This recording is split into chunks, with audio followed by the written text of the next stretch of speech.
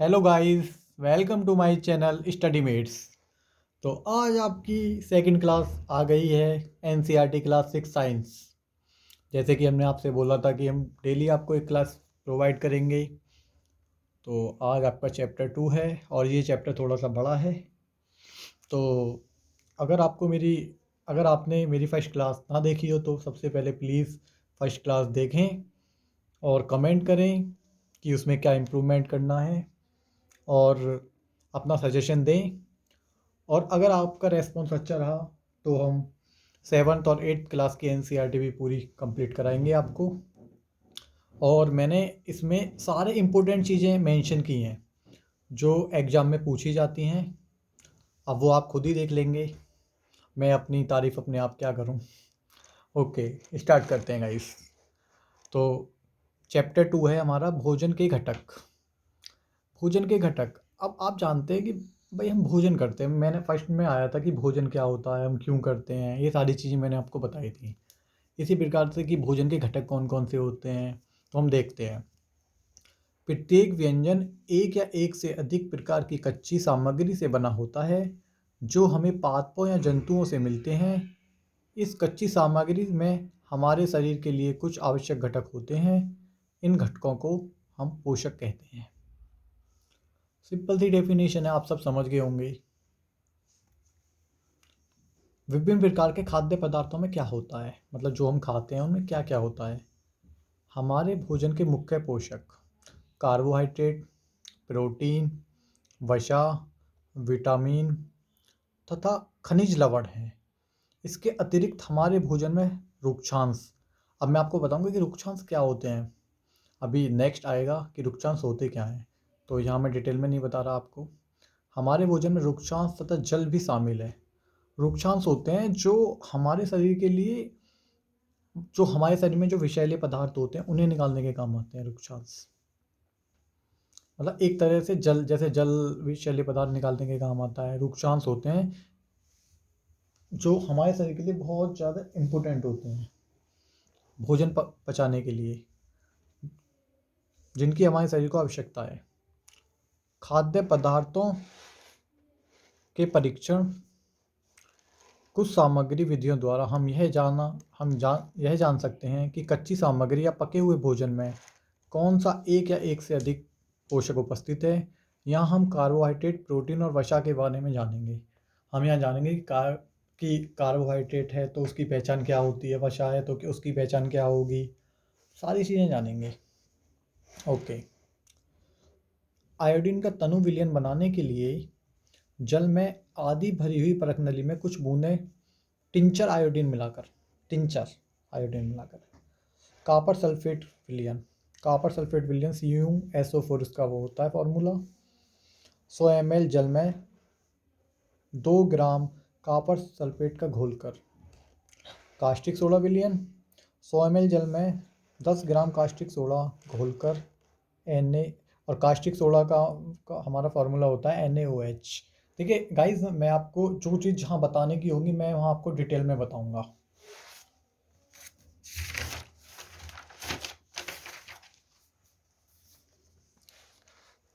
जहाँ आपको बताने की चीज़ें होंगी मैं आपको वहाँ डिटेल में बताऊंगा। अब देखते हैं कार्बोहाइड्रेट का परीक्षण।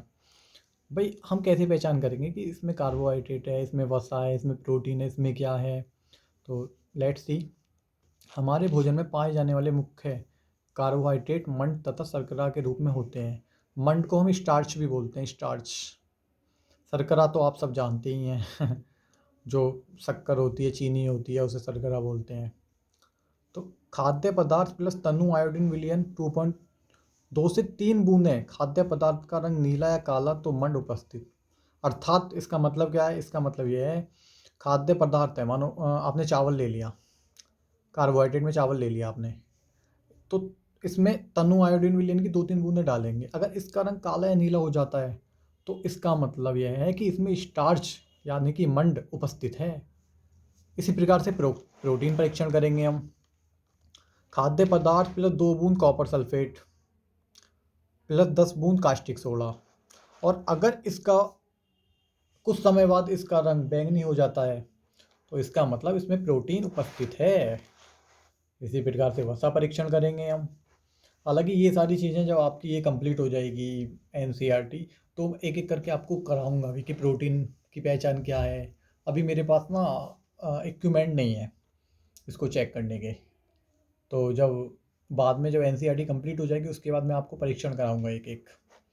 वसा परीक्षण, खाद्य पदार्थ की अल्प मात्रा कागज में लेकर कूटिए। मानिए आपने बादाम ले लिया, वसा में बादाम ले लिया। अगर आप बादाम को कूटेंगे तो आपने देखा होगा तेल के धब्बे लग जाएंगे कागज पे, और कागज जो है अर्ध पारंगम्य मतलब सेमी ट्रांसपेरेंट हो जाएगा। इसका मतलब उसमें वसा उपस्थित है। हाँ। 2.2 विभिन्न पोषक हमारे शरीर के लिए क्या करते हैं। कार्बोहाइड्रेट मुख्य रूप से हमारे शरीर में ऊर्जा प्रदान करते हैं। वसा से भी ऊर्जा मिलती है। कार्बोहाइड्रेट की तुलना में वसा की मात्रा से हमें अधिक ऊर्जा प्राप्त होती है। वसा और कार्बोहाइड्रेट भोजन की ऊर्जा देने वाला भोजन भी कहते हैं।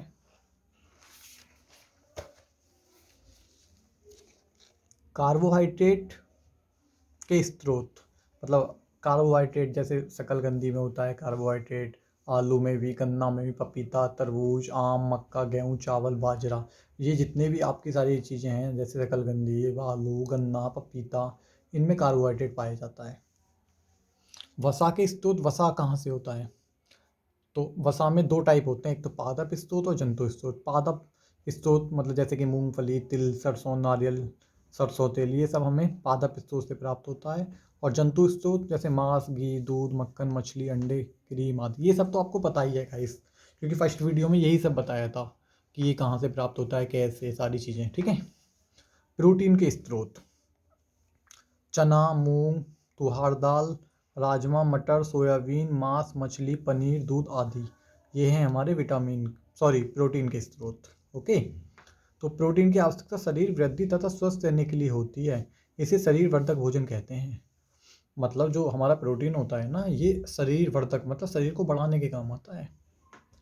विटामिन, विटामिन हमारे आँखें, अस्थियाँ, दांत, मसूड़े स्वस्थ रखने में सहायता करते हैं। ये रोगों से हमारे शरीर की रक्षा करते हैं। हमारे शरीर को अल्प मात्रा में इनकी आवश्यकता होती है। मतलब विटामिन जो होता है ना, विटामिन को ऐसा नहीं है कि आप विटामिन को खाएं, मतलब विटामिन हर किसी में विटामिन पाया जाता है मोस्टली, कुछ ना कुछ, जैसे विटामिन ए, विटामिन डी, आगे बताऊंगा कि किस में क्या पाया जाता है, क्यों इंपॉर्टेंट होते हैं, इनके वैज्ञानिक नाम क्या हैं, पेपर में किस तरह से क्वेश्चन पूछे जाते हैं, सारी चीज़ें बताऊंगा।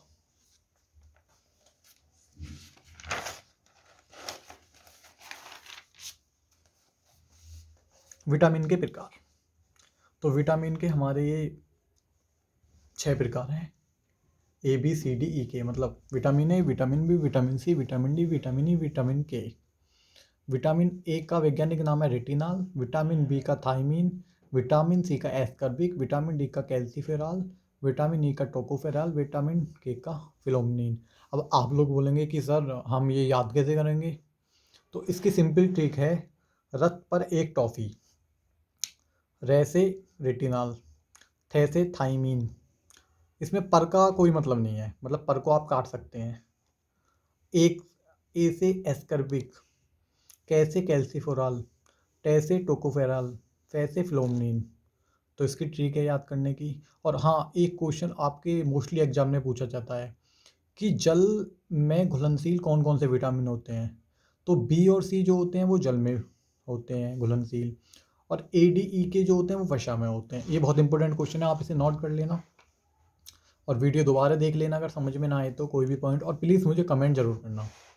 हाँ, विटामिन बी को बी कॉम्प्लेक्स कहते हैं, ये निम्न है, B1, B2, B3, B4 नहीं होता, बस ये याद रखना, इसमें B4 नहीं होता, B5, B6, B7, B9 और B12।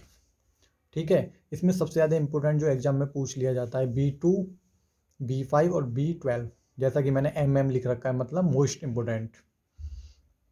ओके गाइस, तो इसमें ये मतलब इतना इम्पोर्टेंट नहीं है, तो इसके बारे में क्या डिटेल में बताऊँ मैं आपको, जो बताना होगा जहाँ मैं आपको खुद बताऊँगा। अब जैसे विटामिन के स्रोत, विटामिन ए में क्या क्या स्रोत, दूध, गाजर, आम, पपीता, मछली का तेल।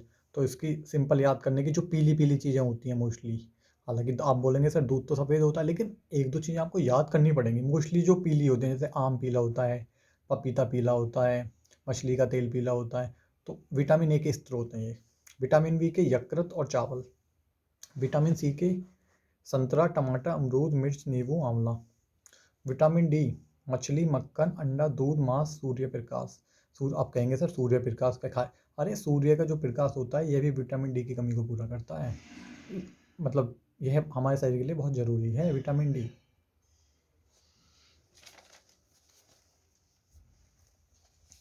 नेक्स्ट है आपका खनिज लवण। हमारे शरीर को खनिज लवणों की आवश्यकता अल्प मात्रा में होती है। स्रोत आयोडीन के कुछ स्रोत समुद्री मछली, केकड़ा, नमक, अदरक, समुद्री घास आदि। फास्फोरस में क्या क्या होता है, केला, दूध, मिर्च, चावल। आयरन में क्या क्या उपस्थित होता है, पालक, सेब, मांस, कुछ फल। इन पोषकों के अलावा हमारे शरीर में पानी और आहारी रेशों की आवश्यकता होती है। आहारी रेशों, कितना अच्छा, मतलब आहारी रेशों। अब आप कहेंगे सर ये आहारी रेशों क्या होते हैं? आहारी रेशे की परिभाषा देखिए आप। इन्हें रुक्षांश कहा जाता है, जैसा कि मैंने आपको बताया था पहले। इनकी पूर्ति मुख्यतः पादप उत्पादों से होती है। मतलब पादप उत्पादों मतलब पेड़ पौधों से होती है इनकी उत्पत्ति। इन्हें या इनसे हमें कोई पोषक पदार्थ तत्व नहीं मिलते, फिर भी रुक्षांश भोजन का आयतन बढ़ाकर बिना पचे हुए भोजन को बाहर निकालने में आवश्यकता होती है। मैंने बताया था ना आपको कि जो भोजन पचता नहीं है उसे बाहर निकालने में इनका बहुत ज़्यादा योगदान है आहारी रेशों का। इनके स्रोत क्या क्या होते हैं, साबुन, खाद्यान्न, दाल, आलू, ताजे फल, सब्जियाँ। जल। जल अब कल मैंने आपको बताया था कि जिस प्रकार से भोजन की हमारे शरीर के लिए आवश्यकता होती है, उसी प्रकार से जल की भी हमारे शरीर के लिए आवश्यकता होती है। जल भोजन में उपस्थित पोषकों को अवशोषित करने में हमारे शरीर की सहायता करता है। कुछ अपशिष्ट पदार्थों को शरीर से बाहर निकालने का काम करता है। भोजन में उपस्थित, ठीक है, जल जो होता है, जो हमारे अपशिष्ट पदार्थ होते हैं खाने पीने में, उन्हें निकालने में सहायता करता है। गाइस मैंने आपको पहले ही बताया था ये चैप्टर काफ़ी बड़ा है, लेकिन अब ये जल्दी ख़त्म होने वाला है, क्योंकि जो जो इसमें इम्पोर्टेंट टॉपिक जितने भी थे, इम्पोर्टेंट बातें जितनी भी थी, मैंने आपको सब बता रहा हूँ। संतुलित आहार क्या होता है, हमारे भोजन में आवश्यक भोजक तत्वों के साथ साथ पर्याप्त मात्रा में रुक्षांश तथा जल भी होना चाहिए। इस प्रकार के आहार को संतुलित आहार कहते हैं। वही बात जो पहले थी, रुक्षांश और जल होगा तो संतुलित आहार होगा। विटामिन सी गर्म करने पर नष्ट हो जाता है।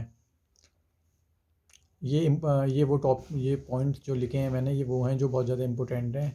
हालांकि एग्जाम में पूछे नहीं जाते, बट आपको पता होनी चाहिए। वसायुक्त भोजन मोटापे का कारण होता है। मतलब जिस भोजन में वसा ज़्यादा होगी वह मोटापे का कारण होगा।